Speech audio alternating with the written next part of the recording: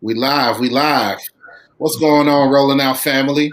I'm here with Attorney Ernest B. Fenton. Attorney Ernest B. Fenton is the founder and managing partner of the law office of Ernest B. Fenton. Fenton graduated with honors from Chicago State University with a Bachelor of Science degree in Business Management in 1994. He obtained his Juris Doctorate degree from Harvard Law in 1997, where he concentrated his studies in areas of banking regulation and corporate transactions. Attorney Fenton's practice has a strong focus on civil litigation with a concentration on foreclosure, defense, contract litigation, and estate planning. Today we speak to Attorney Fenton about his business, his journey, and the benefits of estate planning. Welcome, Ernest B. Fenton. What's going on, attorney? Hello, sir. How are you? Very well, counselor. I love the name Precise. Yes, thank you, sir. I appreciate that. Thank you so much. Thank you so much for coming and having this conversation with us. No problem. I'm supposed to be raising my chair. I lowered it. Okay, there. Oh, yeah, it's all good. So I just shared a lot of your story, which I think is amazing. Mm-hmm. But for people who don't know, talk a little bit about the journey that got you to where you are today. Jesus. Just a little about that journey. I can talk a little bit about the very long journey. Please. Yeah. I like to always begin saying, Ruby and Red Fenton from Mississippi. So that's really the start of the journey. I don't know what they did that night, but somehow I came. And then, they went from Mississippi to the south side of Chicago, 39th and Lake Park. Yes. I still get a little chill when I drive by. I remember, the projects were right there and me, playing in the park to what it is right now. And yes, it's actually almost a metaphor for my own life, from the projects to what 39th and Lake Park looks like now. It's actually a perfect mirroring. And so from there to Markham and to the military at 17, overseas, Germany, Fulda, West Germany, the U.S. Army. From the military, 2-year stint to Chicago State for 3.5 years or so. And then a big jump from Chicago State to Harvard Law School. And then another jump while my first year in Harvard Law School, I started a business from Africa. I started importing jewelry. Okay, wait. So we're definitely going to get back to the African jewelry part. Yeah. In that, I need to know. I know your experience was one way at Chicago State, right? And then there was another experience at Harvard. Yeah. It was two. No. You understated that. I was in one world at Chicago State. Then it's a whole nother world at Harvard Law. Yeah. How was your experience at Harvard Law? I have a book, in one of the chapters. My status, it was that was the military, the best and worst experience. But it taught me a lot. What it did was it showed me the various levels of the game. Right. The best way I describe it is like, I tell a person, I say, you walk into class the first day, let's say in undergrad or Chicago State, I walk into class and they're like, hello, what's your name? And then it'll be like, okay, great. My name is, and this is what we'll do this semester. And we'll do that for almost a week. Right. And then we get to 2 + 2. They'll be like, well, this is a 2 and this is a plus and this is a 2. And then the next week they're like, well, if you add that 2 to the other 2, it equals 4. And by the end of the semester, you're doing some basic math. Right. Well, when you walk in the first day of Harvard Law School, they're like, well, how would you utilize the theory of equations that was stated by the second theorist mathematician to build a bridge? That's the first day. Now you have to go research everything that was just said. Yeah. No, they expected that you walk through the door the first day. And I'm like, hold on, aren't we supposed to introduce ourselves and talk about what a 2 is? No. You were supposed to learn that on your own. The first day, I need you to tell me like what your thought process is in terms of how the mathematician, create, how he utilized math to construct a bridge. Tell me. So talk to me then about what did you take from that experience that's still with you now? What I took was, if you want to be the very best, like you have to be smart, and you have to work very hard, and you have to go out and gather information, and you can't wait on information. You can't Mhm. wait on, someone to teach you the application. That's your responsibility, and that there's someone out there who's doing it actually, and that it is a reasonable expectation that you do it. Yes. Yes. I think So that's the major one. yes, and I feel that 100%. Thank you for sharing that. Yeah. You know, as an attorney, what would you say is the most fulfilling part of your position right now? Is that I can help solve problems. And it took me many years to get here. Let's be clear. Mm-hmm. To answer this question unequivocally the way that I can, right? Mm-hmm. The most is that people call me in a crisis, and I have the ability, probably in 70% of the 70% of those circumstances, to get on the phone and in 5 minutes relieve 100 pounds of pressure off their shoulders. Mm-hmm. I can reassure them. I can tell them that there's a pathway to resolution. Yes. So why would you say, because, when people think attorneys, they think cost and, maybe they don't understand. Why would you say it's important for someone to have an attorney? Yeah, I mean, one, I don't like to deal too much in cost, because I think we should be dealing in value. Yes. I think that's one of the errors that people make. They come talking cost. And I tell people all the time, if I always pay for myself, I don't cost you anything. Mm-hmm. Whatever I do for you, I guarantee it's an investment that you're going to get a return on. Yes. Yeah. So, but what was your other part of your question? So you actually answered that question, but the question I want to ask after that is, so the importance of getting a lawyer, first of all, is that's what it was. So the importance of that, I understand bringing value. Now, there's a focus in your practice where you focus. There's a specific area where you focus on estate planning. Right. So I know specific to the Black community, this may be a foreign subject or something that isn't really ubiquitous in our community. Mm-hmm. So why would you say estate planning is something that is important to our community, and that's something that we should focus on? Mm-hmm. You know what I found to be, and this is for life. Mm-hmm. First off, anything you do, you need to plan. You're traveling, you're driving to Mississippi, Alabama, wherever you're going. There's a plan, there's a roadmap, right? This is how I get there.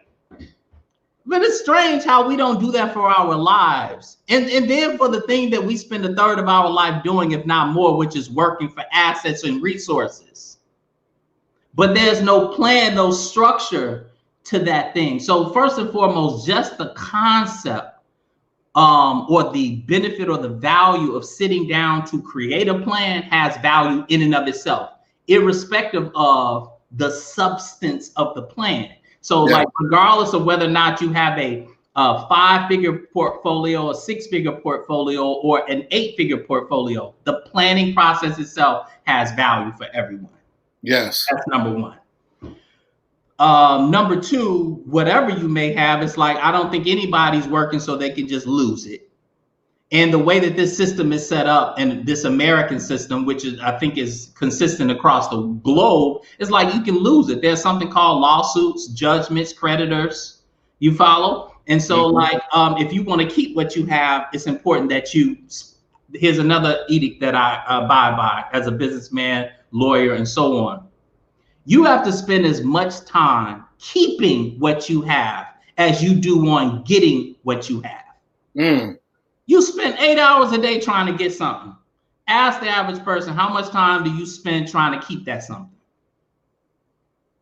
We don't even think about it. We think we get it and then it's done. It's like being married. I spent all this time trying to get my wife.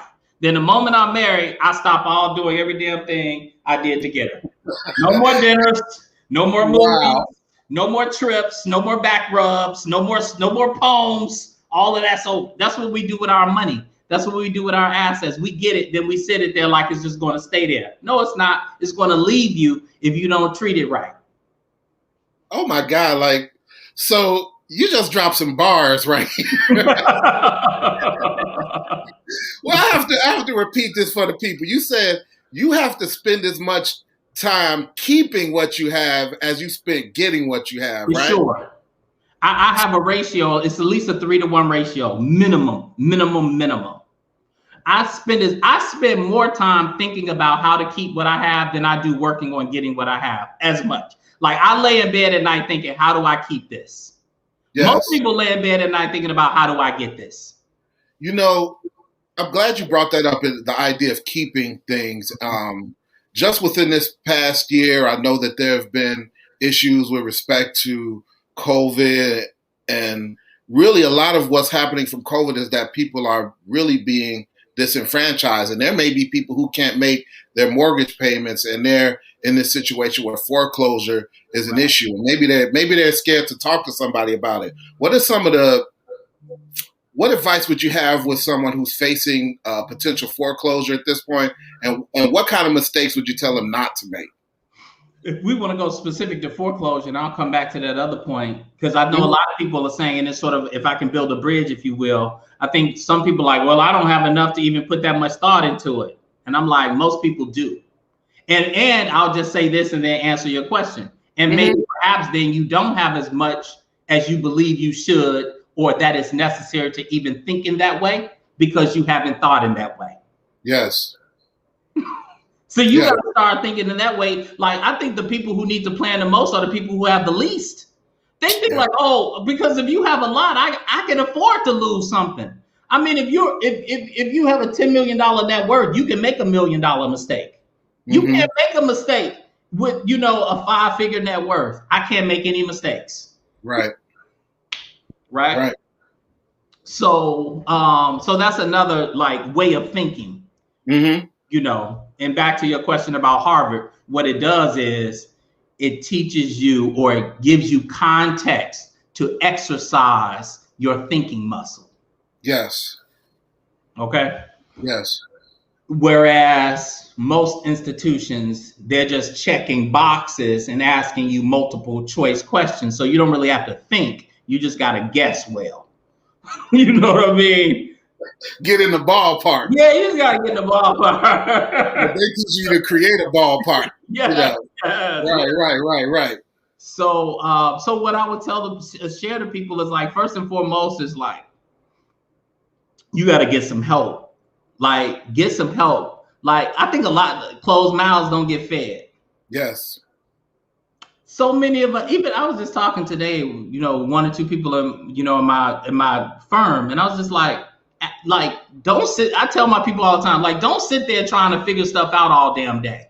If I have the answer, ask me. Now, don't get me wrong. I want you to use your brain, but at the same time, I want you to use your brain, and then I want you to come and like seek the resource that is available to you in me and other people in this office.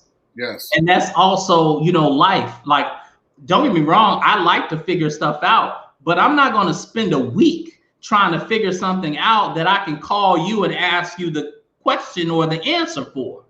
And use your expertise for that purpose. Correct. Attorney Fenton, can you hold on for 1 second? Sure. Just have to do something.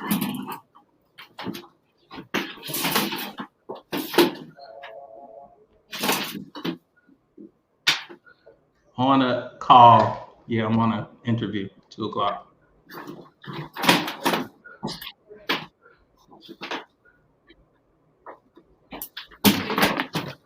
No, I have not. We'll get back. All right. All right, cool. I appreciate it. That worked out. All right. So definitely making sure that you get somebody, an expert, to help you along that process. Yeah. And I imagine that you work with a lot of people with respect to all of these subjects. And I'm sure that takes up a lot of your time throughout the day. Just away from law, what do you do to take care of yourself? What does Attorney Ernest B do for self-care? Let me tell you this, first and foremost, sir. I'm first. I take care of me first. So that's another concept. Like anyone who knows me knows I will preach me first. So, I mean, I'll give you some practical and then some philosophical. So that's like a philosophical concept, me first, right? I have structure. Like when I'm working, I work. But when I leave here, I'm done. And I've learned, and this is an emotional intelligence exercise. Like I have to teach myself how to walk out the door and like let everything stay. I practice having a short memory. See, people tell you need a long memory. No. You also need a short memory. It's as important as a long memory because you got to let some stuff go.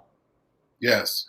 And then I practice letting stuff go. Because before a lot of folk, and I'm sure they'll listen to this, be like, I can't go to sleep at night. Yeah, because you carried around too much stuff. You didn't unpack your day. So I learned how to unpack my day. How do I do that? When I leave here today, I'll catch my second breath. I'll breathe, then I'll go to the gym. Like today, I was like, okay, I'm going to run 3-4 miles today. You don't have time to think about anything when you're running 3 or 4 miles. Not at all. The only thing you think about, like, how do my legs not collapse? Like, am I going to make it? Am I going to make it? Yes, sir. And so it clears out the mind. You forget about stuff, right? Then I'll get in the sauna, whatever the case may be. So when I go home at night, I'm relaxed and I'm calm, right? And then if I watch TV or I haven't been doing a lot of reading lately, or read a book or whatever the case may be, so that my mind doesn't start racing. Here's the other way that so leave work at work is how I do it. I work out is how I do it.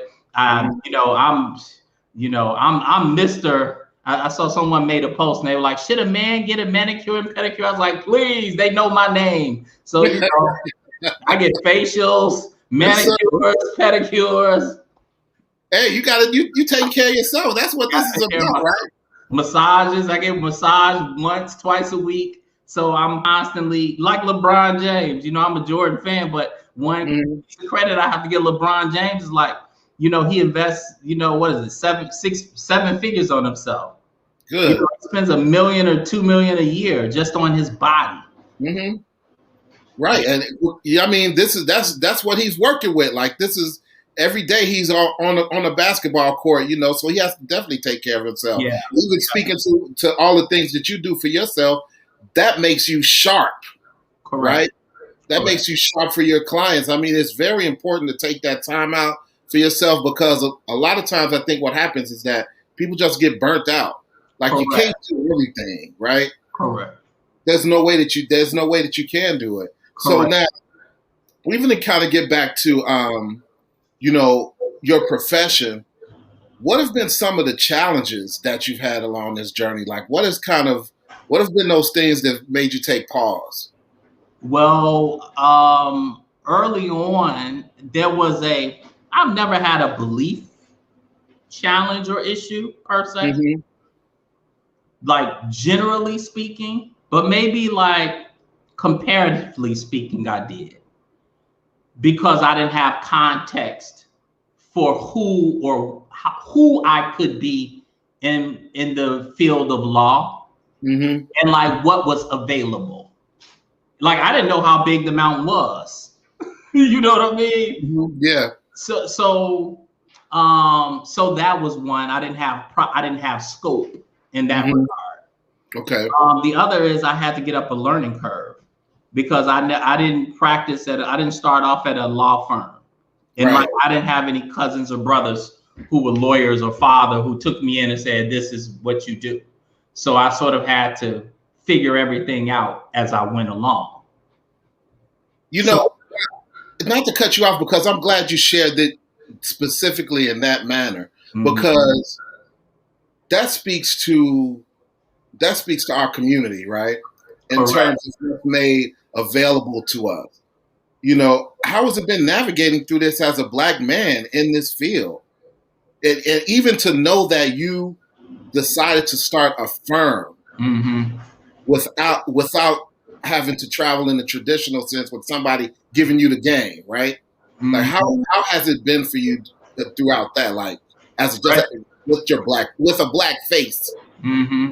Yeah, it's treacherous. It was treacherous, but you know, I was too naive to know any different. See, that's the beauty of ignorance. You know, that's the beauty of our blackness. We don't know. We don't even know that we're not supposed to compete. That's why the majority gets upset with us, because they're like, "Don't you know that given your odds and the little resources that you have relative to us, that you shouldn't even be here right now talking?" And we're like, "What do you mean?"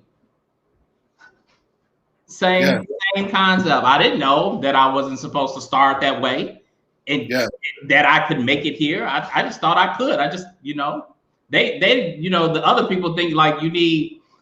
I remember one guy telling me early on, I had been practicing maybe 3-5 years. He worked at a law firm, and it's a small firm or mid-sized firm. And we were in court. You know, I was representing his client. He was representing some other party. And then we sort of struck up a moderate, you know, association, right? He was fascinated by this young black man at the time, taking on doing what I was doing by myself. And he was like, "Yeah, you know, I think I'm going to venture off on my own and start my own law firm." But he was like, "Yeah, I'm saving money." And he was like, "You know, I need to save I needed like another $100,000. And I'm like, $100,000? I'm like, "You mean like a negative $5 in my bank account start?" No. You see the difference in mentality? Yes. He wouldn't even start until he had like 200,000 and so many clients. And I'm like, I started like with a negative account and just like, I'm ready to go. Right. There's a boldness. There's a boldness in that. Yeah. What makes you so bold? Where does this come from? I guess it came from Mississippi. I told you. I started off at 39th and Lake Park. Yes, sir. Yes, sir. Wow. You know, I'm glad you go back to 39th, and you know, even with regard to what Chicago was back then, as opposed to, you know, how the communities have changed. However, throughout that time, you managed to gain all this knowledge, learn all of these things, and come back to the community and share. What made you do that? You could have gone so many other different directions. Yeah. You know, I figured that out. I struggle with that too. Let me be clear. Like I struggle. I'm the man that didn't fit in. I never felt like I fit in quite anywhere. So this was like the only place, you know, I could fit in, if at all. So like I never felt like I fit in. Like, oh, I don't want to go to the big corporate firm. You know, could I fit in? Yeah, but could I fit in comfortably? You know, the way I want to fit in? Nah. And I'm not one to, you know, I am me, who I am everywhere I go. Yes, sir. I've always been that way. So I didn't like that option. That wasn't a very intriguing option. And then what I found out, and it took me a while to discover, is that I just don't like bullies. And, I don't like being an underdog. And so, you know, I don't like anybody being an underdog. Like I want to fight on a fair playing field. And so that made it easy for me. Yes. You know, definitely. But we're constant underdogs. And then we always have somebody trying to bully us. And so I'm like, nah, I'm not going to do the underdog. You ain't going to make me the underdog. And you're not going to bully me either. I don't care. Definitely. I mean, even being able to make that decision to create something that is adding value to the community just speaks against being bullied, because now you're in control of that specific situation, and that's where that boldness is. Definitely. And now, here's the other component, which I spoke about earlier: information. We just don't know a lot of stuff. So I'm just like, why? They don't need me to share information with them. They're full of information. We lack information. Yes. You know, so I'm like, that's another thing. That's another, you know, back to one of your other questions, like, you know, what's satisfying about what I do? And what I shared is I can take the weight off people. But how am I taking off that weight? It's because I'm able to provide them information. Like, this is why, Miss Johnson, you'll be okay, despite the fact the lender sent you a foreclosure notice. Yes, right. just being able to have the ability to translate that means so much. That's it. Yes. That's it. And other folk, let me tell you this one. Other folk won't tell you. They don't tell us. I get you. They'll say, I can help you, but they won't tell you how. Mm-hmm. Right. Yeah. That's good. So we appreciate you for that. And it makes me think about what I always ask my guests is, you do all this amazing work and you're helping so many people. With respect to that, what would you like your legacy to be? I wanted, let me tell you this one. When I went to law school, right? I don't know if it was a class. I don't know what it was. I think I may have been speaking with someone, but they asked me something along those lines. And essentially I said, you know what? I just want to be great at something. I wanted to be great at something. And I wanted there to be one thing, I hate to put it this way, but I will, forget it, that no one can tell me anything about. Yeah, ain't nothing wrong with that. I was like, I don't want you to tell me nothing about that. Like, right. One thing I don't want you to tell me nothing about, right? With few exceptions. I'll have a couple of peers and that's it. Me and 2 other people. But what I want my legacy to be is like that I helped a lot of people, that I provided a lot of information. Yes. That I solved a lot of problems, like openly and freely. Yes. And I did it in a way, and not to say that I don't want that to be spread across the world, but I'm saying that I did it in a special, unique way. Yes. And that's something I don't think anybody is ever going to be able to deny. You're definitely a dynamic and accomplished individual, and we appreciate you. Where can people find you? You have social media. Check out my book. I should have grabbed my book. Please, you did mention a book. Yeah. What's the name of the book again? It's right here. 1 second. It's called F the Odds: How to Bet on You and Win. I think that's the best way to find me. Are you pulling it out now? I want to see it. We ain't going nowhere. But social media, my website. Oh. Yes. But actually, that's what we've been talking about, right? Yes, it has been. Yeah, that was right on time, brother. Yes, F Odds: How to Bet on You and Win. That's what this is all about. That's what this is all about. That entire conversation is this. Yes. Yeah.